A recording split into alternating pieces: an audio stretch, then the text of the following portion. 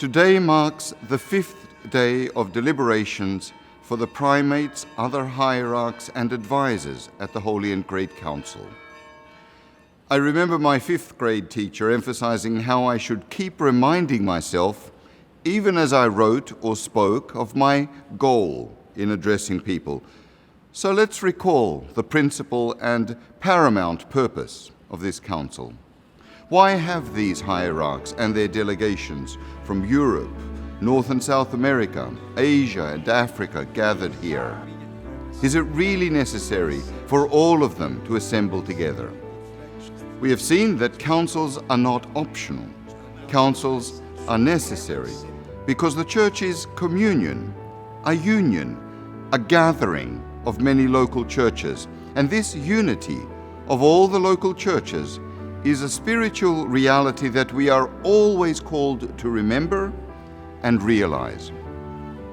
So there is synodal activity on the parish level when the local community gathers to work together in order to spread the gospel. Then there are regular gatherings to discuss common concerns and resolve pressing challenges at the diocesan, metropolitan, or archdiocesan, even patriarchal levels.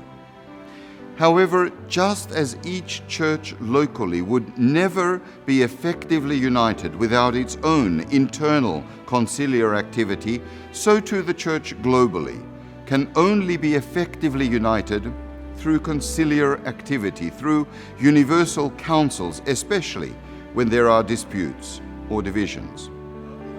At this Holy and Great Council, some churches, like those from Africa, Nigeria, Cameroon, Burundi, Kenya, and Albania, have shared with the rest of the Church their common experience of and zeal for mission, their struggle with poverty and corruption. In turn, other churches from Europe offer up their long and rich experience regarding the heresy of ethnophilitism and the scourge of fundamentalism, or problems related to refugees and migrants uprooted by war or disease and chronic unemployment. What I have heard time and again from a number of delegate hierarchs is the admission that we had no idea what was going on in many of our sister churches. Each local church lives in relation to all. Each local church offers its wisdom to the others. Each local church balances the rest of the churches in an inspired tension sustained by cooperation with God in Christ through His Spirit. Between them and among them, there are healthy differences in traditional practice and pastoral care, and synods are needed precisely in order to ensure that these differences do not escalate into divisions.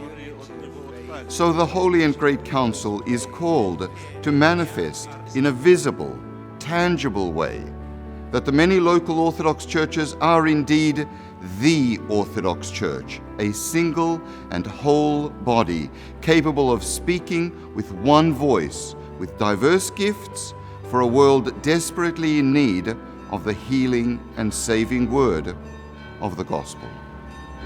He called all to unity. Let us respond with charity and generosity.